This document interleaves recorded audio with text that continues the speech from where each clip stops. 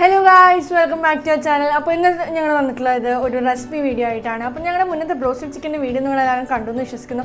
കണ്ടിട്ടില്ലെങ്കിൽ എന്തായാലും കാണണം കേട്ടോ. അപ്പോൾ ഇന്ന് ഞങ്ങൾ വന്നിട്ടുള്ളത് ബീഫ് വെച്ചിട്ടുള്ള ഒരു റെസിപ്പി ആയിട്ടാണ്. ബീഫ് ചട്ടി കറിയാണ് ഇന്നത്തെ റെസിപ്പി. അപ്പോൾ മമ്മിയാണ് ഇന്നത് ചെയ്യുന്നത്. അപ്പോൾ നമുക്ക് നേരെ വീഡിയോയിലേക്ക് പോകാം. അതിന് മുമ്പ് നമ്മുടെ ചാനൽ ഇതുവരെ സബ്സ്ക്രൈബ് ചെയ്യാത്തവരാണെങ്കിൽ ആ സബ്സ്ക്രൈബ് ബട്ടൺ ഒന്ന് പ്രസ് ചെയ്യുക. അതിനപ്പുറത്തുള്ള കുഞ്ഞു ബെല്ലൈക്കൺ വേണ്ടി പ്രസ് ചെയ്ത് ഓർഡർ തന്നെ സെലക്ട് ചെയ്യുക. പിന്നെ ഈ വീഡിയോ ഇഷ്ടപ്പെട്ട് കഴിഞ്ഞാൽ ലൈക്ക് ചെയ്യുക, ഫാമിലി ഫ്രണ്ട്സ് ലേഡീസായിട്ടൊക്കെ ഷെയർ ചെയ്യുക, നിങ്ങളുടെ സജഷൻസ് കമൻറ്റ് ബോക്സിൽ എഴുതി അറിയിക്കുകയും ചെയ്യാം. അപ്പോൾ നമുക്ക് നേരെ വീഡിയോയിലേക്ക് പോകാം. Come on.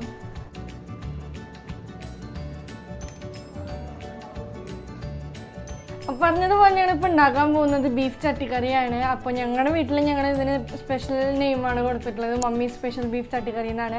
അപ്പോൾ ഇവിടെ മമ്മി ഉണ്ടാക്കുന്ന ഡിഷസിൽ one of the most favourite അല്ലെങ്കിൽ അടിപൊളി ടേസ്റ്റുള്ള ഒരു ഡിഷാണിത്. അപ്പോൾ നിങ്ങൾക്ക് ഇഷ്ടമുള്ള പേരൊക്കെ ഇടാം കേട്ടോ. ഞങ്ങളിവിടെ മമ്മി ഇത് അടിപൊളിയായിട്ട് ഉണ്ടാക്കണമെന്ന് ഞങ്ങൾ അങ്ങനത്തെ ഒരു പേരിട്ടങ്ങനെ. അപ്പോൾ നമുക്ക് വീഡിയോയിലേക്ക് പോകാം. അപ്പോൾ അതിന് വേണ്ടി ആദ്യം തന്നെ മമ്മീനെ വിളിക്കാം. Bye mummy. അപ്പോൾ നമുക്ക് എല്ലാവർക്കും വേണ്ടിയിട്ട് അത് ഉണ്ടാക്കാം. മമ്മി കറി വയ്ക്കുന്നതൊക്കെ ശരി തന്നെയാണ്, പക്ഷെ അതിന് ബീഫ് തന്നെ. അപ്പോൾ ബീഫ് മേടിച്ചു കൊടുത്തിട്ടുള്ളത് അപ്പച്ചനാണ്. അപ്പച്ചൻ എന്ന് പറഞ്ഞു കഴിഞ്ഞാൽ എൻ്റെ പപ്പയുടെ പപ്പയാണ്. അപ്പോൾ ചിലവർ അപ്പന്മാരനെ അപ്പച്ചെന്ന് വിളിക്കുന്നവരുണ്ട്, പക്ഷെ ഞങ്ങളുടെ അപ്പാപ്പനെയാണ് അപ്പച്ചെന്ന് വിളിക്കുന്നത്. അപ്പോൾ അപ്പച്ചനാണ് ബീഫ് മേടിച്ചു കൊടുക്കുന്നത്. ഇനി അപ്പച്ചൻ തന്നെയാണ് നുറുക്കുന്നതും, കാരണം അപ്പച്ചന് എല്ലാ കാര്യങ്ങൾക്കും അപ്പച്ചൻ്റേതായ സ്റ്റൈലുണ്ട്. അപ്പോൾ ബീഫ് നുറുക്കണതിന് അപ്പച്ചൻ്റേതായ സ്റ്റൈൽ അപ്പച്ചൻ യൂസ് ചെയ്യാറുണ്ട്. അപ്പോൾ ഇനി ഇത് കറി വയ്ക്കണതിന് മുന്നേ നന്നായിട്ട് കഴുകണം. അപ്പോൾ അതും അപ്പച്ചൻ തന്നെയാണ് ചെയ്യുന്നത്. അപ്പോൾ അത് നന്നായിട്ട് കഴുകിയിട്ട് ഇനി ഇത് മമ്മിക്ക് കൊടുത്തു. ബീഫ് ചട്ടിയിൽ അടപ്പത്ത് വെച്ചിട്ട് എങ്ങനെയാണ് ഉണ്ടാക്കുന്നത്? എൻ്റെ കൂടെ 2 മക്കളും ഉണ്ട് ഇത് വെക്കുന്നത് കാണാൻ വേണ്ടിയിട്ട്.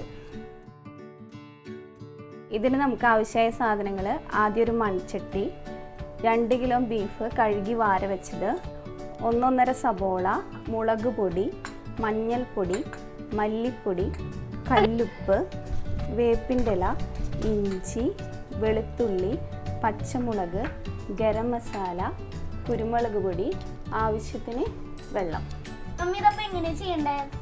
ആദ്യം നമ്മൾ ഈ ബീഫ് കഴുകി വാര വെച്ചത് ഈ ചട്ടിയിലേക്ക് ഇടുക.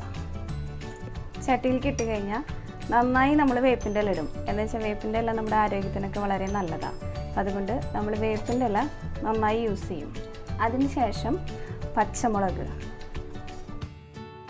ഇഞ്ചി ചതച്ച് വെച്ചിട്ടുണ്ടായിരുന്നത്, ആവശ്യത്തിനുള്ള ഉപ്പ്. അത് കല്ലുപ്പ് തന്നെ ഇട്ടാൽ നല്ലതാണ്. കല്ലുപ്പാണ് ഞങ്ങൾ സാധാരണയായിട്ട് ഇടാറ്. സബോളയുടെ പകുതി ഇതിലേക്ക് ഇടുക. 2 ടീസ്പൂൺ മുളക് പൊടി. ഇതൊക്കെ നമ്മൾ വീട്ടിൽ തന്നെ ഉണക്കി പൊടിപ്പിച്ച മുളക് പൊടിയാണ്. മഞ്ഞൾപ്പൊടി കുറച്ചധികം ഇട്ടുകൊണ്ട് കുഴപ്പമില്ല, അത് നമ്മുടെ ആരോഗ്യത്തിനൊക്കെ നല്ല ഇതാണ്. നമ്മൾ വെറുതെ മഞ്ഞൾപ്പൊടിയൊന്നും കഴിക്കില്ലല്ലോ, അപ്പോൾ കറികളിൽ കുറച്ച് കൂടുതൽ ചേർത്താൽ നല്ലതാണ്. ഇനി കുരുമുളക് പൊടി ഇത് കുറച്ച് ഇട്ടാൽ മതി, ആവശ്യക്കാർക്ക് എരിവിനനുസരിച്ചിട്ട് ഇത് ഇടാം. ഗരം മസാല ഇതതുപോലെ ഒരു ചെറിയ ടീസ്പൂണ്. ഇനി നമ്മളിത് കൈ കൊണ്ട് നന്നായി മിക്സ് ചെയ്യുക. ഇനി ഒരു 1/2 കപ്പ് വെള്ളം ഇതിലേക്ക് ഒഴിക്കുക. ഇപ്പോൾ നമ്മളിത് മസാല പുരട്ടി വെച്ചിട്ടുണ്ട്. ഇനി ഇത് നമ്മൾ വേവിക്കുക. വാഴല കൊണ്ട് മൂടിയിട്ടാണ്. അത് മക്കൾ വാഴല വെട്ടിയിട്ട് കൊണ്ടുവന്ന് തന്നിട്ടുണ്ട്.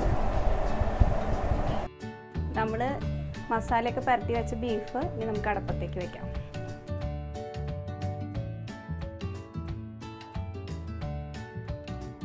ചട്ടിയിൽ വെച്ചിട്ട് നമ്മൾ നന്നായിട്ട് ഇളക്കി കൊടുക്കുക. അപ്പോൾ ഇത് വേവാനുള്ള ആവശ്യത്തിനുള്ള വെള്ളമൊക്കെ ഇതിൽ തന്നെ വന്നോളും. ശേഷം ഒരു വാഴല വെട്ടിയിട്ട് കഴുകി വൃത്തിയായി അതിൻ്റെ മീതെ വെക്കുക. ഇത് വേവാനായിട്ട് 2-2.5 മണിക്കൂറോളം സമയം ആവശ്യമുണ്ടാവും. ഇപ്പോൾ കുക്കറിൽ വെക്കാൻ ധൃതിയുള്ളവർക്കൊക്കെ കുക്കറിൽ വെക്കുകയാണ് നല്ലത്. പക്ഷേ നമുക്ക് വീട്ടിൽ സമയമൊക്കെ ഉണ്ടെങ്കിൽ, വിറകും സമയവും ഉണ്ടെങ്കിൽ ചട്ടിയിൽ വെച്ചാൽ നല്ല ടേസ്റ്റ് ഉണ്ടാവും. ഇങ്ങനെ വെക്കുന്നത് ഞാൻ ഇവിടെ വന്നിട്ടാണ് പഠിച്ചത്. എൻ്റെ വീട്ടിലൊക്കെ കുക്കറിൽ തന്നെയാണ് വെച്ചിട്ട് ഞാൻ കണ്ടിട്ടുള്ളത്. ബീഫ് ഇപ്പം നമ്മൾ അടപ്പത്ത് വെച്ചിട്ട് ഒരു 1/2 മണിക്കൂറോളം കഴിഞ്ഞിട്ടുണ്ട്. തിളച്ച് നിറഞ്ഞു കിടക്കണം. അപ്പോൾ നന്നായി ഇടയ്ക്കിടയ്ക്ക് വെള്ളം ഉണ്ടോ എന്ന് നോക്കാൻ വേണ്ടിയിട്ട് ഇളക്കി നോക്കണം. അപ്പോൾ ഇതിലിപ്പോൾ ആവശ്യത്തിനുള്ള വെള്ളമൊക്കെ ഉണ്ട്. നമുക്ക് വീണ്ടും മൂടി വെച്ചിട്ട് കുറച്ച് കഴിയുമ്പോൾ വന്നിട്ട് ഇളക്കി കൊടുക്കാം. 1.5 മണിക്കൂറിന് ശേഷം നമ്മൾ നോക്കുമ്പോൾ കുറച്ചുകൂടി ബീഫ് വേവാനുണ്ട്. അപ്പോൾ ഈ വെള്ളം ഇതിൽ തന്നെ വേവാൻ വേണ്ടിയിട്ട് ഈ മൂടി വെച്ച് നമ്മൾ അതിൻ്റെ മീതെ കുറച്ചുകൂടി വെള്ളം വെച്ച് കഴിഞ്ഞാൽ അതിൻ്റെ ഉള്ളിലത്തെ വെള്ളം വറ്റി പോവാണ്ട് ബീഫ് നന്നായി വെന്ത് കിട്ടും. ഞങ്ങളിങ്ങനെ ബീഫ് വേവ് കുറച്ച് കുറവുള്ളപ്പോൾ ഇങ്ങനെ ഒഴിച്ച് വെക്കാറുണ്ട്. നിങ്ങൾക്കും വേണമെങ്കിൽ അത് പരീക്ഷിച്ച് നോക്കാം. നല്ലൊരു ടിപ്പായിട്ടാണ് ഞങ്ങൾക്ക് തോന്നിയേക്കുന്നത്. 2.5 മണിക്കൂറിന് ശേഷം നമ്മളത് ബീഫ് തുറന്ന് നോക്കുമ്പോൾ അതിലത്തെ വെള്ളമൊക്കെ വറ്റി റെഡി ആയിട്ടുണ്ട്. നമുക്കിനി അത് കാച്ചിയെടുത്താൽ നല്ല ടേസ്റ്റോട് കൂടി ചോറിനോ പൊറോട്ടയ്ക്കോ എന്തിൻ്റെ കൂടെ വേണമെങ്കിലും കഴിക്കാം.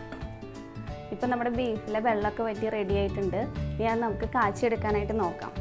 ബീഫ് കാച്ചിയെടുക്കാൻ വേണ്ട സാധനങ്ങൾ 2 ചെറിയ സബോള, വെളിച്ചെണ്ണ, മുളക് പൊടി, മല്ലിപ്പൊടി, കുരുമുളക് പൊടി, ഗരം മസാല, കറിവേപ്പില, ഇഞ്ചി വെളുത്തുള്ളി ചതച്ച് വെച്ചത്, 2 പച്ചമുളക്.